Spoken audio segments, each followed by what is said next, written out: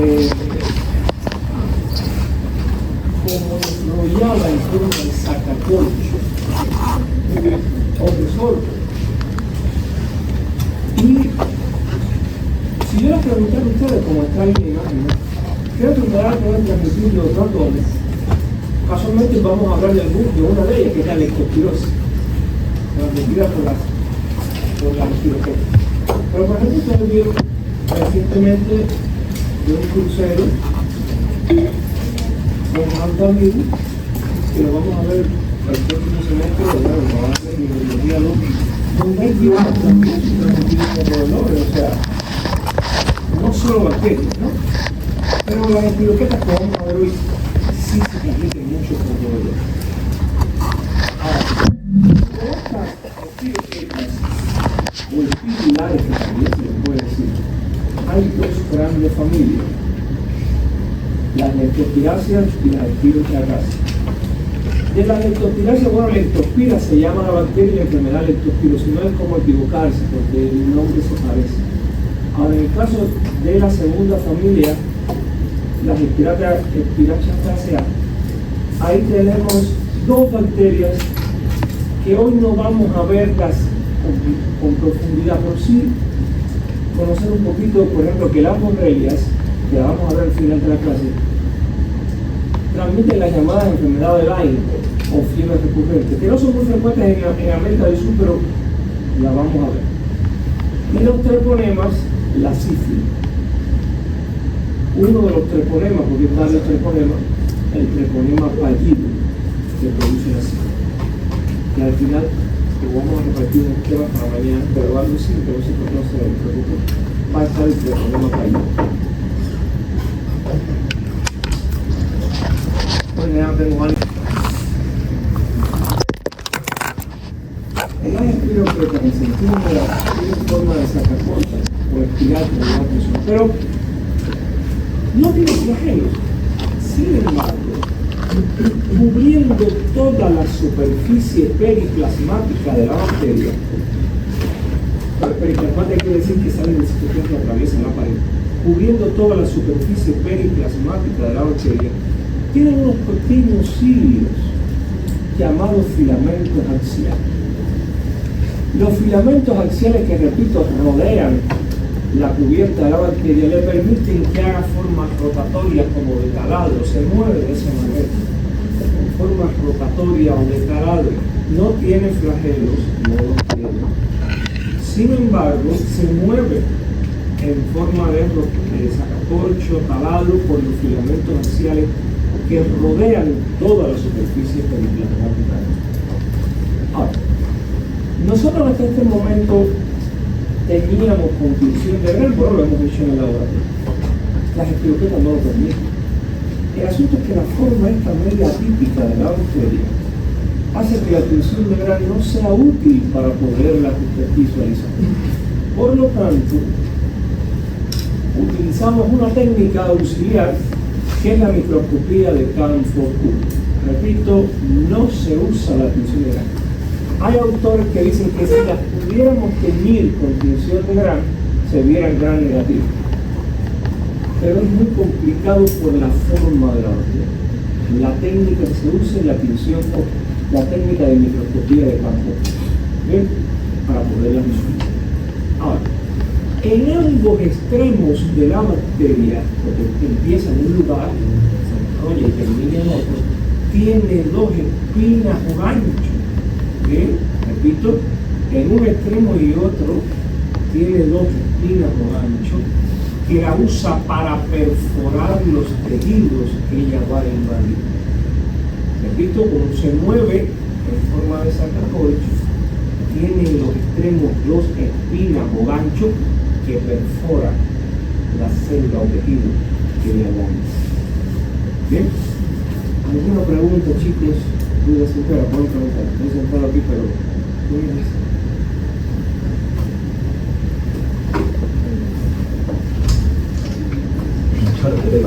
mira, yo me estoy muriendo y llegué temprano aquí.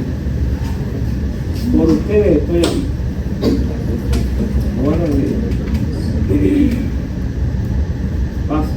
Gracias.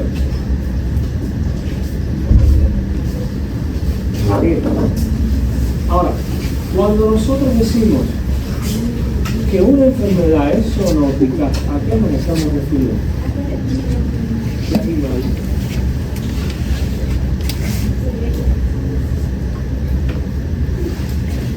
Más o menos. Vertebrado. ¿Sí? Porque, por ejemplo, usted dice, doctor, el mosquito es un animal, sí, es un artrópodo, pero el asunto es que el dengue no es que nosotros, que el mosquito no es vertebrado. ¿Sí? ¿Bien? Entonces, no por animal, porque animales, ustedes saben, cuando estuvieron el reino animal en secundaria, ¿sí? Vertebrado. Mira, existen varias especies de leptospiras.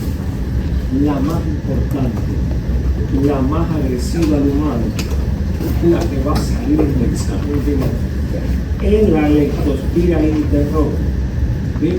Y miren qué interesante, porque la vio por primera vez al microscopio de campo oscuro, tenía forma, dice, de un signo de interrogación, y le puso así, Leptospira interroga. Dentro de la Leptospira interroga, y no se puede confundir con lo que les voy a decir, dentro de la Leptospira interroga hay 23 serogrupos, pero el más importante y el más patógeno es la icteromorragia. No es una especie, es un serogrupo, es una clasificación serológica. ¿Bien? Icterohemorrágica, serogrupo serogrupo icterohemorrágica es la más importante. Ahora, existe la canícula, que es de perro, los perros le dan leptospirosis y los matan, es gravísimo. La pomona, que es de cerdo, que puede ser transmitida al humano, es verdad, pero la más grave, de la que vamos a hablar hoy, es de la icteromorragia. En los lagos y ríos que usted se baña hay otras especies, como la biflexa y la igili, pero no son tan agresivas al humano, son ambientales. Sin embargo, de la icteromorrágica, y ya les estoy ayudando, yo no, el que le puso el nombre de qué produciración. No es como equivocarse cuando vean la palabra, ¿no? ¿Qué manifestaciones clínicas producirá en el paciente? Por lo menos ictericia y hemorragia saben qué produce, ¿sí o no? Pues no. Bien. Ahora, miren, las leptospiras están clasificadas en un grupo de bacterias llamadas de enfermedades tropicales. ¿Por qué será? A ver, escuchen ustedes. ¿Por qué? ¿A quién le gusta vivir en ambientes cálidos? Abajo. No tanto a la bacteria. ¿A qué se ve cuando va a tropical? A ver, dime. ¿De quién? ¿De quién? ¿Qué bueno? No.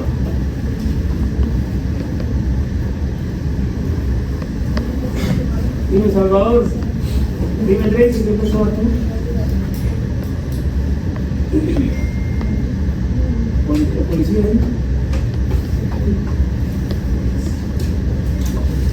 Ah, yo también, no es, dime.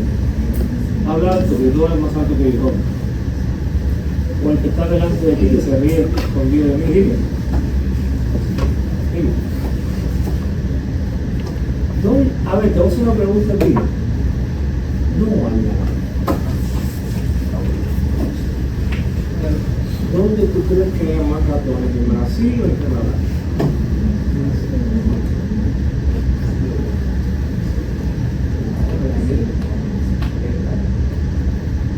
Recuerden que el reservorio son los roedores. Y no es que no haya un ratón en Canadá o en Alemania, no sé. Pero estos países tropicales, el clima favorece la multiplicación de sus reservorios, ¿cierto? ¿Bien? Y hay más ratones, sin contar que la higiene de la mayoría de los países desarrollados de forma de sectores tropicales es peor que la de arriba, ¿cierto? ¿Bien? Si usted va a la plaza 24 de septiembre, tiene que tener cuidado porque por el alcantarillado se van a dar peor. Sí, capaz que me ponga. O usted mide cola y puertas. Bien. Tiene que tener cuidado, ¿bien? Mire, el reservorio principal son las ratas, los roedores. Un ratón, escuchen bien, no nace con leptospirosis, no. La rata madre no se lo transmite cuando pare, no. El contacto con otros roedores hace que la bacteria llegue a él y haga una simbiosis en los túbulos contorneados del riñón del portador. ¿Sí?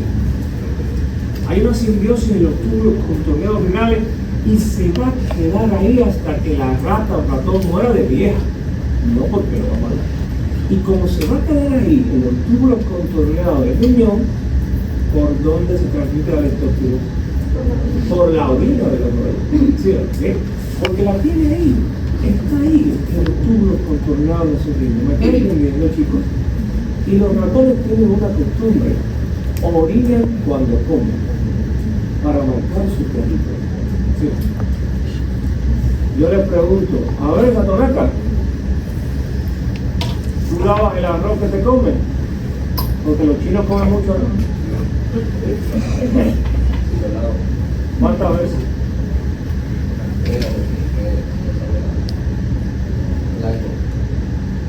Hay gente que no lava el arroz, ¿sí o no? Que lo frita, o qué sé yo. Estos cereales son muy frecuentes que sean orinados por roedores, ¿sí o no? ¿Bien? Y hay gente inclusive que se mete granos de arroz crudo a la boca. Sí, lo mastica. Eso es peligrosísimo. ¿Bien? Y Santa Cruz es un departamento productor de arroz, ¿sí o no, Nicole? Tú comes arroz crudo y tú irritas porque está muy... ¿tú comes arroz crudo? ¿Eh? Bien. Ahora, a ver, por ejemplo, tú has agarrado algún sapo con la mano. ¿Qué pasó cuando lo agarraste con la mano?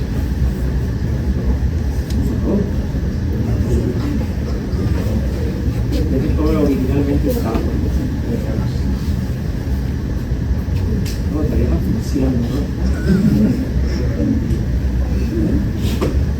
Dime, ¿tú has agarrado algún sapo con la mano alguna vez? Nunca.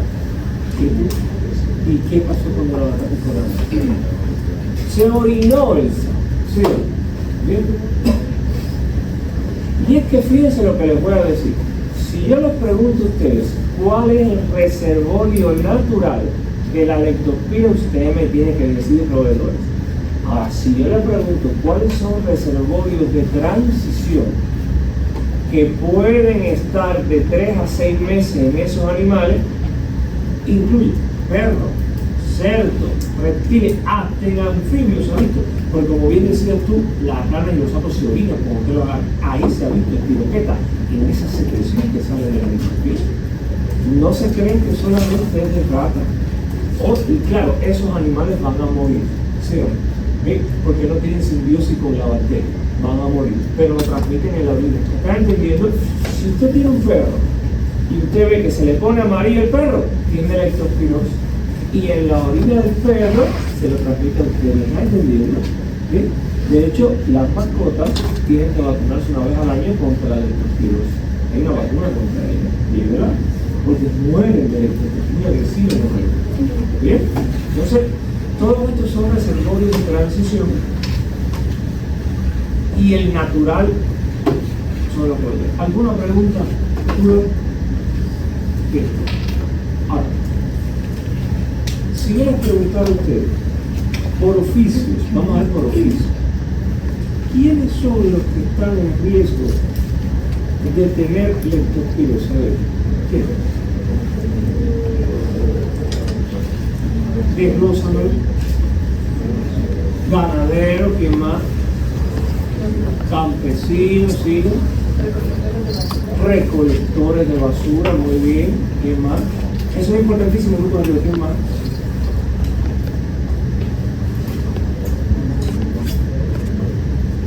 Sí, los que trabajan en esta parte de la limpieza de la ciudad, alcantarillado, otra vez, ¿quién más?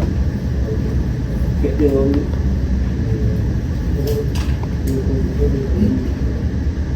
Sí, los albañiles, muy bien, ¿quiénes más? ¿Quiénes más? ¿Quiénes son uno de los principales que estarán en riesgo de tener leptospirosis? No es un oficio, un estilo de vida, pero está bien. ¿Quiénes más? ¿A quién le van a llevar a su perro para que lo cure? ¿Sí o no? Bien. No solo hay veterinarios de perros, en las grandes granjas hay veterinarios que atienden vacas, cerdos, pollos, o sea, los veterinarios es un grupo de riesgo muy importante. ¿Quiénes más? Los soldados. No somos un grupo de riesgo importante, ¿por qué? Porque es muy, y gracias que lo mencionaste, es muy improbable, no te estoy diciendo que no lo pueda hacer, pero es muy improbable que un paciente con leptospirosis lo transmita a otro humano. Está descrito, pero raro, rarísimo. Bien, es muy improbable. Ahora, si yo les pregunto a ustedes, vías de transmisión de la espiroqueta, de la leptospirosis rodante, vías de transmisión para el humano, ¿qué usted me diría? Nombre de las vías. ¿Cuál es la más frecuente? ¿Cuál es la más frecuente? Digestiva, oral. Y otra frecuente también, contacto son una vía. Que orinó la rata aquí, y cómo es la espiroqueta. Hágase la idea que quiere sacar un corcho de una botella de vino, ¿sí o no? Te perfora la piel, ¿sí o no? Y se te mete por la piel. Bien, cutáneo, mucosa y vía digestiva. Antes se pensaba que no, que tenías que tener una herida previa en la piel y te ponías en contacto con secreción. Ya se sabe que no. Como la bacteria tiene esta forma de sacacorcho y dos espinas o estípulas en los extremos, te perfora la epidermis. ¿Sí o no? Bien, no tiene que estar herido usted previamente. ¿Me entendieron eso? Vía digestiva y vía cutánea mucosa. Bien. Ahora, mira, aquí les pongo yo, y tienen que ayudarme ustedes hoy porque quiero que busquen en la literatura, y está fácil, no está difícil. Creo que es menos de una oración. ¿Qué función tiene? Y algunas no tienen ni que buscarla porque la hialuronidasa usted sabe. Fibriolisina se imagina, hemolicina hemos hablado. Ahora, si yo les preguntara cuál de todos esos atributos patogénicos es el más importante en la bacteria que usted me diría, motilidad excavatoria. Favorece la entrada al organismo humano y las bacteriemias porque perfora el endotelio vascular y se mete a la sangre. Bien, de todos son agresivos, son violentos, pero si yo les preguntara cuál es el principal atributo patogénico de la bacteria, es la motilidad excavatoria. ¿Entendieron eso? Ahora, ya les dije lo que provocaba, favorece la bacteriemia. Quiero que busquen los demás, que le agreguen ahí lo que es. Las diapositivas se nos hemos subido a la serie. Ahora bien, vamos a hacer el cuadro de los en medicina hay una frase no está en el libro, que la decía el profesor que me dio clase de enfermedades zoonóticas cuando hice la especialidad hace años. Y él decía una cosa ayer: leptospirosis sospechada, leptospirosis tratada. Si usted sospecha que tiene leptospirosis, trátela. No espere el resultado del laboratorio porque llega demasiado tarde y se complica por la que vamos a ver. Si usted sospecha que tiene leptospirosis, como lo que vamos a conversar ahora, ponga la penicilina u otro medicamento que vamos a mencionar. No espere a que la prueba de ELISA o etcétera dé el resultado porque puede demorar. Llegó negativa, suspende el tratamiento, no pasa nada, pero pierde horas que son vitales para el paciente. Sospechada, tratada. Mire, un periodo de incubación de 2 a 30 días. Te sigues en contacto con la orina o excreta de un roedor y puede estar hasta un mes incubando la bacteria. Ahora, 2 fases clínicas tiene la enfermedad. Cuando se disemina por la sangre, cuando la espiroqueta está en la sangre, fase septicémica, está diseminándose en el torrente sanguíneo. Y Y esta fase, que no dura mucho tiempo, a lo sumo una semana, tiene algo que nos va a llamar la atención a nosotros. Tiene tanta sintomatología que se le conoce como la gran simuladora, porque se parece mucho a otras enfermedades. Pero hay algo que no puede, o sea, no debe pasar desapercibido. Por ejemplo, fiebre. La fiebre de la leptospirosis es de más de 40 grados. Porque como está en la sangre, te produce una fiebre súper elevada. Es muy alta.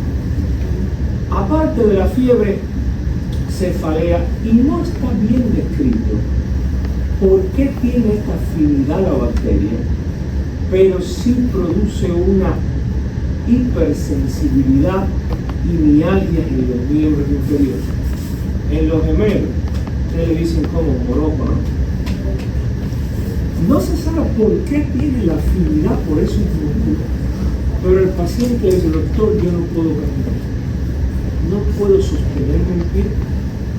Es tanta la fiebre que tengo hace 3 días y no puedo, se me duele la rodilla.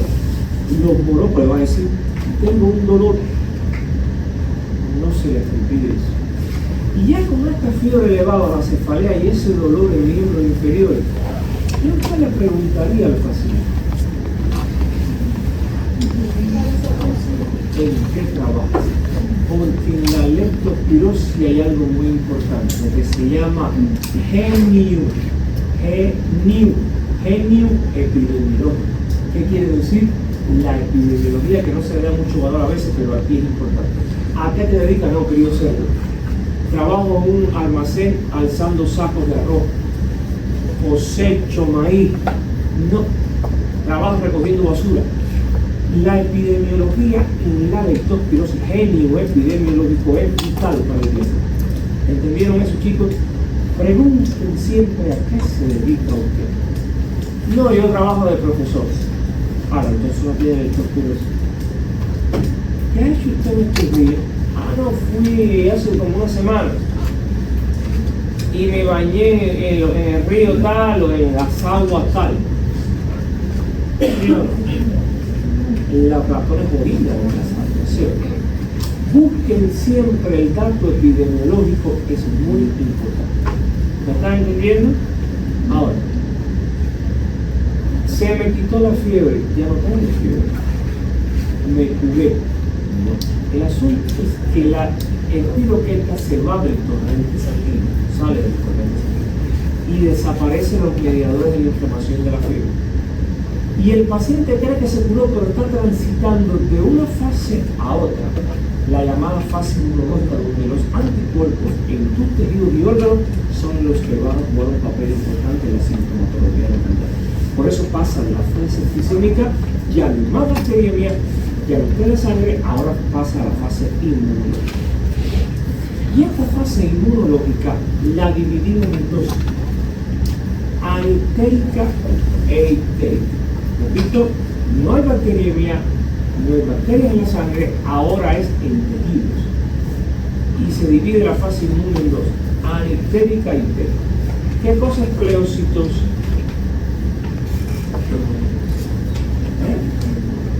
Ustedes saben que el líquido cefalorraquídeo casi ni célula tiene. Un poco de glucosa tal vez tiene. ¿Sí? Pero se multiplica mucho la bacteria y hace que los leucocitos se multipliquen en el líquido cefalorraquídeo. Es un aumento de la celularidad del líquido cefalorraquídeo. Y es que en esta fase inmune lo más importante son los trastornos o daños neurológicos. Una meningoencefalitis. Y si ya usted sabe que es una meningoencefalitis, usted sabe que no se le puede olvidar la triada que tiene la enfermedad. ¿Cuál es? Vómitos en peito, fiebre y rigidez local. ¿Qué se ganó el paciente entonces?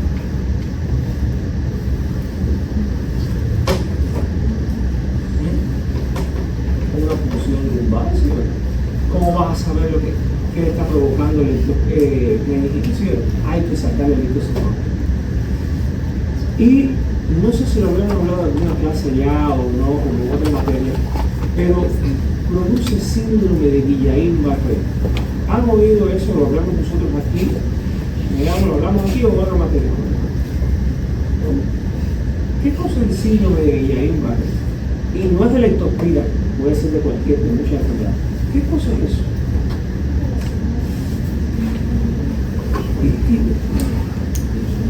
Todo es nervioso en esa diapositiva.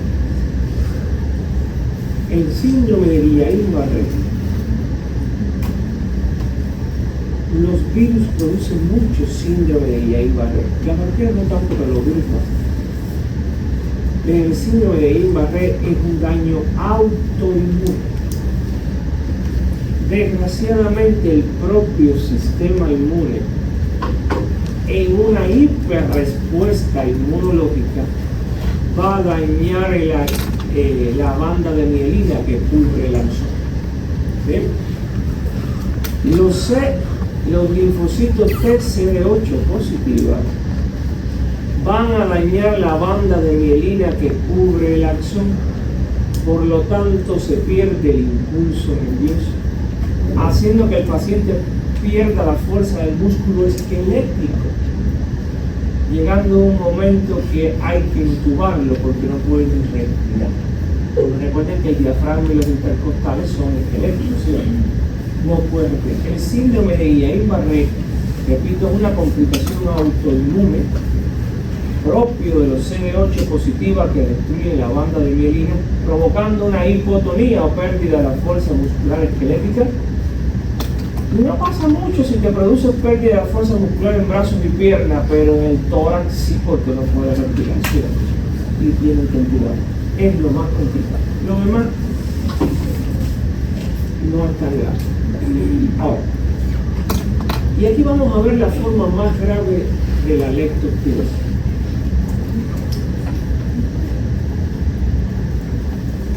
Que es la forma inmunológica ictérica, conocida como síndrome de Weil. El síndrome de Weil es la forma de presentación más grave de la leptospirosis, con una insuficiencia renal y hepática que mata al paciente. ¿Bien? Por eso decimos que leptospirosis sospechada, leptospirosis tratada. Si usted la trata en la fase septicémica, no tiene por qué llegar al síndrome de Weil. Si llega al síndrome de Weil, puede morir el paciente.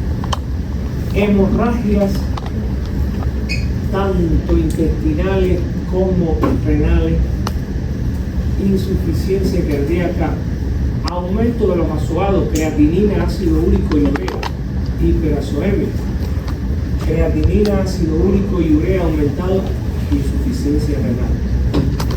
¿Bien? Daño en el parénquima hepático, hemorragias, hepatomegalia, muy grave el síndrome de Weil, por supuesto con ictericia. Hasta ahí es lo que quiero que sepan. Muy breve, es para que lo identifiquen en el examen. Yo les voy a explicar al final ahora que vamos a ver. Pero identificar si estamos en una fase ictérica o meningia, si estamos en una fase ictérica o síndrome de Weil, si el paciente lo que tiene es una fase septicémica porque tiene fiebre, cefalea y dolor miembro, que usted sepa ubicar en qué etapa clínica está el paciente. ¿Bien? Ahora, si queremos hacer el diagnóstico, a ver, nosotros como médicos, ya el pan nuestro de cada día es un hemograma. El hemograma no te va a decir que es leptospirosis. Te va a decir hay una desviación a la izquierda, ¿sí o no? Porque hay una leucocitosis, predominio de los polimorfos, ¿sí o no? Pero no te va a decir el leptospirosis, pero tú dices que debe ser bacteria, ¿sí o no? Le haces un perfil general para ver cómo está creatinina, sinómico y urea, porque es uno de sus órganos diaréticos. Y le haces un perfil hepático para ver cómo está la transaminasa y la fosfatasa alcalina, ¿sí o no? Porque tiene un órgano hepático. Pero si tú quieres saber cómo se llama la bacteria que está provocando, le mandas una prueba de ELISA, le pones leptospiras al lado para que sepa el laboratorio, le mandas un PCR.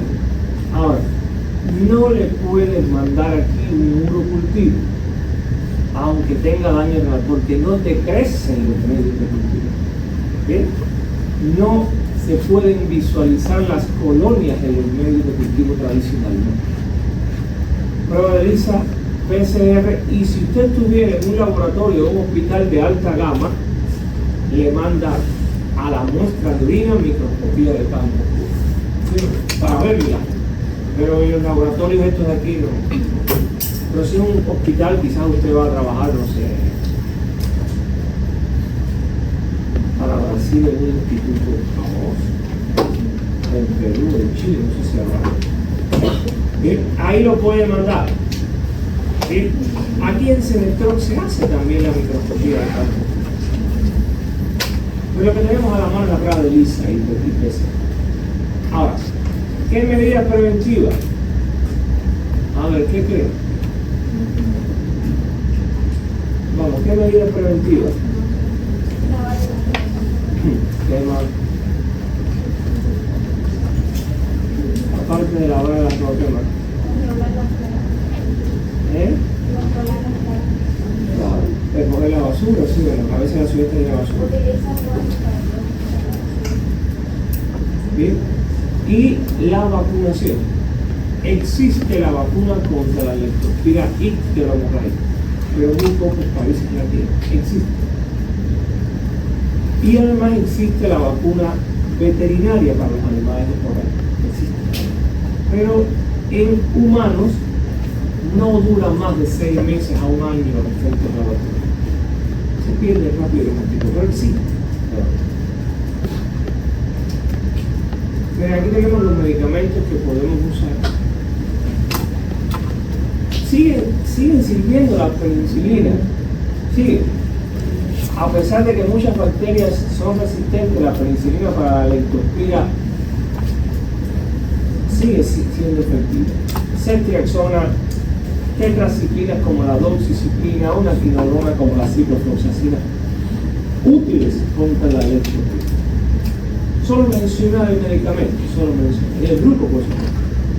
Nada. Ahora, ¿alguna pregunta de las leptospiras?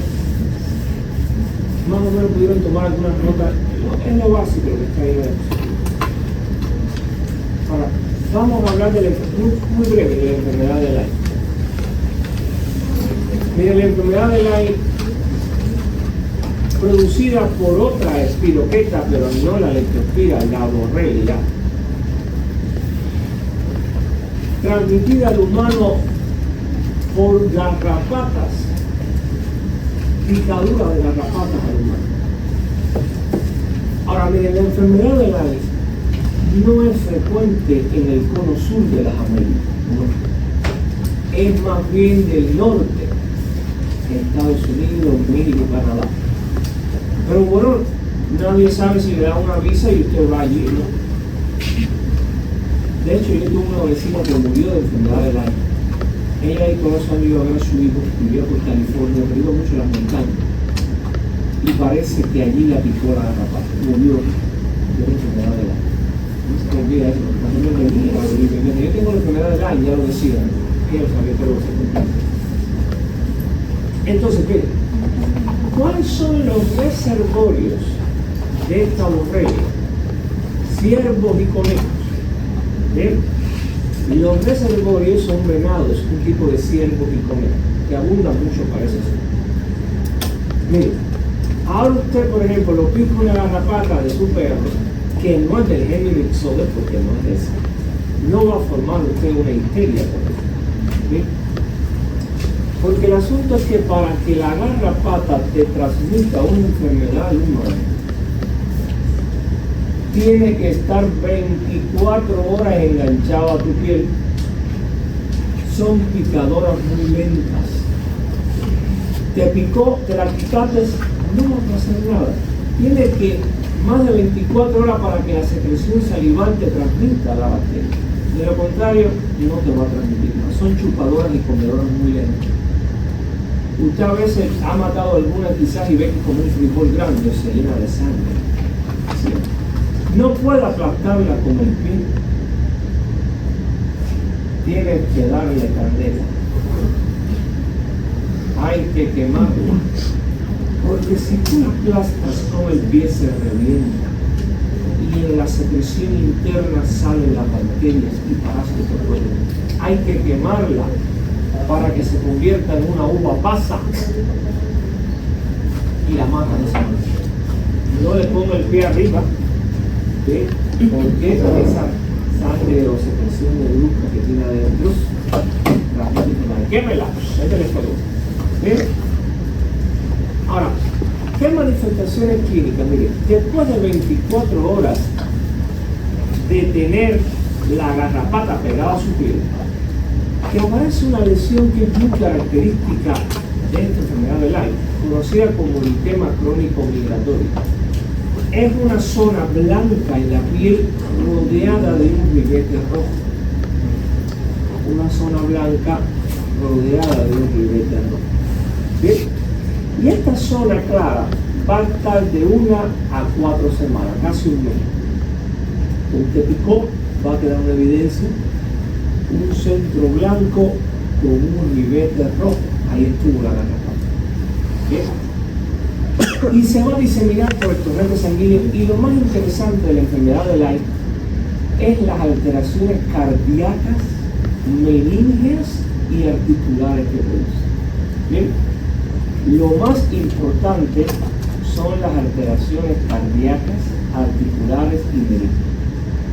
Ahora, se dice que hay pacientes que se le mancha la piel de negro, se llama acrodermatosis, manchas negras, porque esa zona clara se pone negruzca cuando pasa un tiempo. Acrodermatosis, manchas negras en la piel. Pero lo más interesante de la enfermedad de Lyme es el daño cardíaco y meningeo que puede provocar.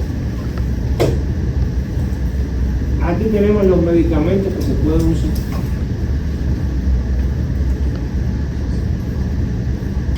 Si se fijan, se parecen mucho a los de la leptospira.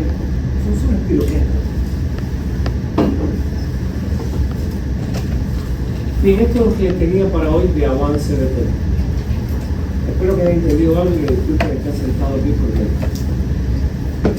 no es mucho cosa. Miren,